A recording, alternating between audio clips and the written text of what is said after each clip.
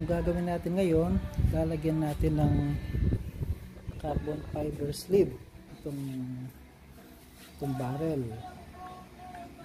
para medyo mas magandang tingnan. So itong carbon fiber sleeve na to is 18 by 20. 18 yung internal diameter, tapos 20 mm naman yung outside diameter niya. So ano lang ito, online lang, meron sa Lazada, meron sa Shopee. So ganito, saka iba't ibang klase, merong glossy, merong flat.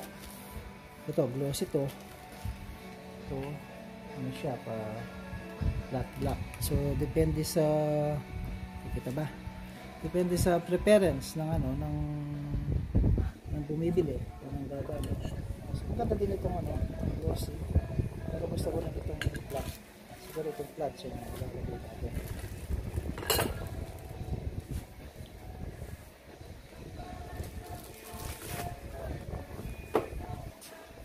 So una, syempre habang nandyan yung silencer, lagay natin muna yung silencer.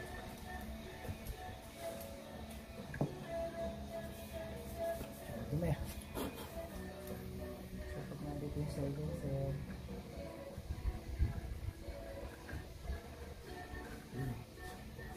so sukatin natin yung sukatin natin ito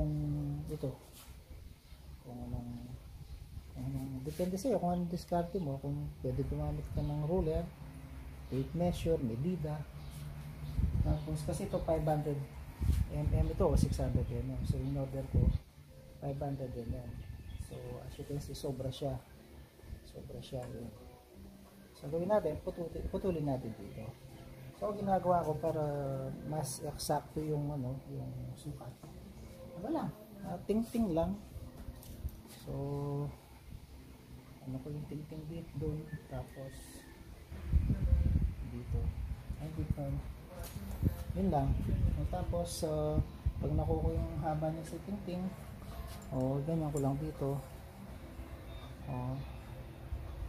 Tapos yung pinakadulo dito, ano lang, guhitan mo lang ng ball pen, lapis, pentel pen, tapos putulin mo. Tapos dali, putulin muna natin. Maraming mga suggestions kung paano putulin itong carbon fiber tube, pero ako ginagamit ko lang ano lang, lagaring bakal lang, kayang-kaya niya.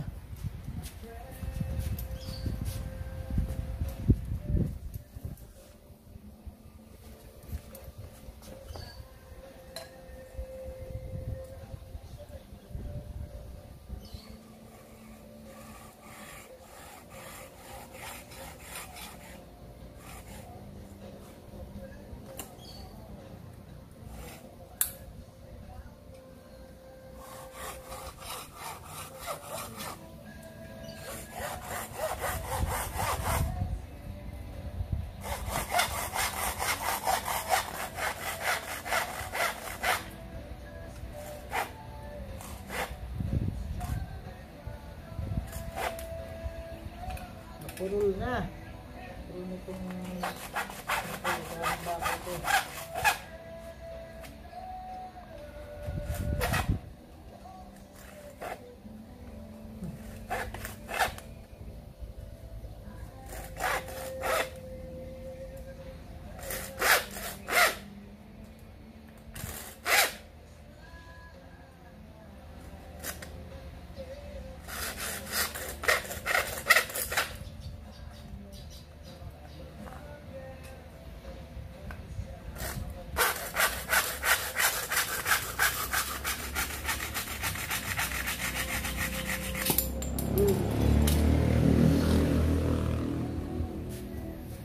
So medyo ano lang, medyo lihahin mo lang ng konti dito para malis yung magaspang, tsaka magpantay talaga siya. Yan to. So, try na natin kung kasya.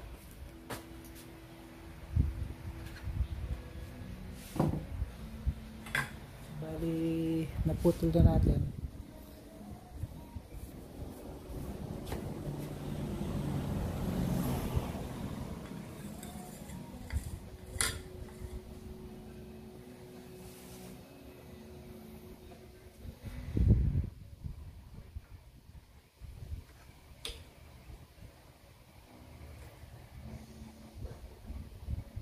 Yun, sakto lang siya. Saktong sakto. Yun. So gagawin natin yan kasi pag ano siya, magalaw siya. Magalaw kasi nga 16 mm lang yung OD ng barrel, tapos ito yung inside diameter nitong carbon fiber tube is 18 mm. Talagang magalaw siya. Gagawin natin, yung iba naglalagay ng mga maliliit na o-rings dito para siya yung hahawak, o-ring, ganun. Pero ako ginagamit ko tape lang, either na masking tape o electrical tape, kung ano yung available, depende kung ano yung available. So halimbawa dito, pero mas maganda siguro alisin muna natin yung barrel para gawin natin siya ng tape kasi nakakarang dito. So alisin muna natin yung barrel.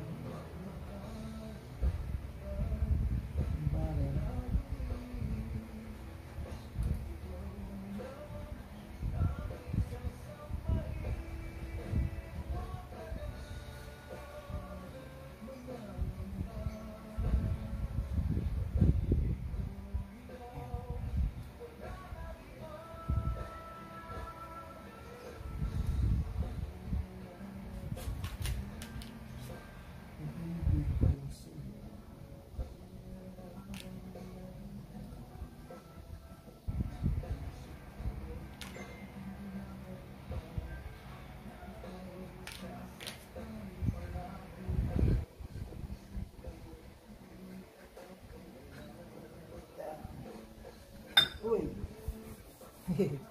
So lagyan natin ano, paikot lang, paikot ng masking tape. Ganito lang. Para lang hindi siya magalaw. Yun. Gawin natin mga natakpan yung NB. So ganun lang. So depende sa ano,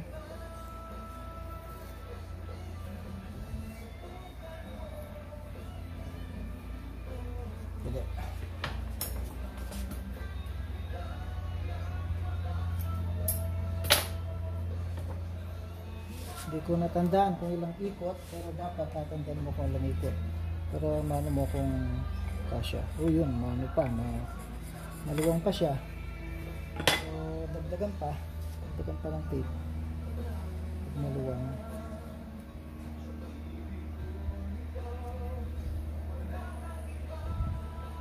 Hindi ko binilang kung ilang ikot dapat bilangin mo kung ilang ikot para pare-pareho. Siguro pwede na to.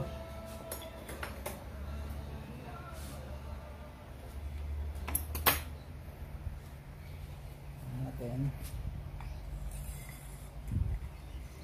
konting-konti pa, pero hindi mas maganda, no? Fit na fit siya.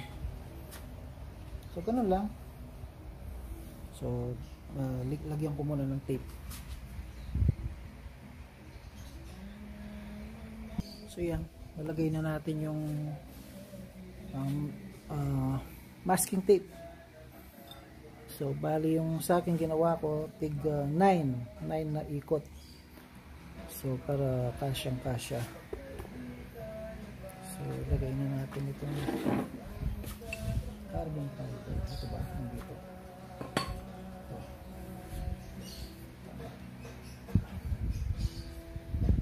Diba?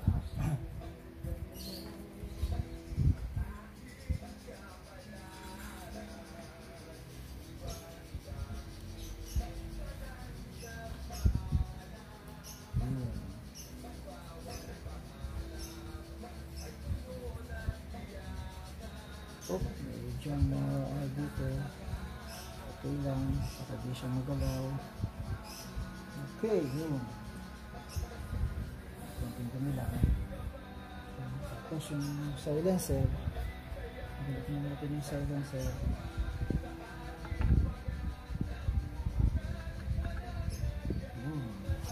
So yun. Tapos sigpitan na lang yung silencer. Using kitang ko lang ang silencer.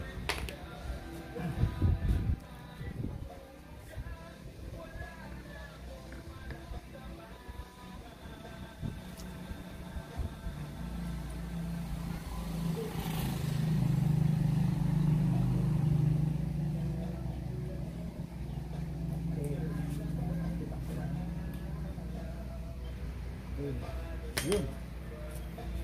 Okay na siya. Yun. So yun. Medyo mas maporma na siya ngayon. Maporma na si Arrow 3. Ngayon kung ano rin, kung may carbon fiber tape kayo o sticker na malapad, pwede ring lagyan nyo dito para carbon fiber din yung itsura ng ano, ng balot ng silencer. So yun. So okay na siya. Other side.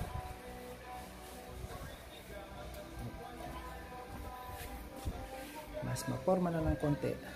Ganun lang po. Bali ito pang ano sa pag may maigsing barrel, pwedeng gamitin. Ito una nagkamali ako nung una kong order dati 16mm yung inside diameter niya, tapos 18 yung outside diameter. Ang problema, hindi mo talaga siya mapasok sa barrel kasi yung barrel, especially yung mga local, hindi talaga sila consistent. So hindi talaga siya buo, hindi buo 16mm. May mga part na 16.2, 16.1, kaya hindi papasok ito. So yung tamang sukat na nakita ko, ito yung 18 by 20 mm. Pero kung gusto nyo mas makapal o mas matabang tingnan,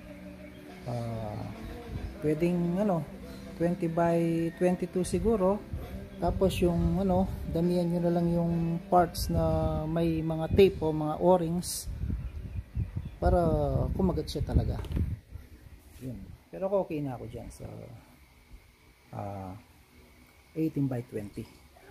Okay, salamat po.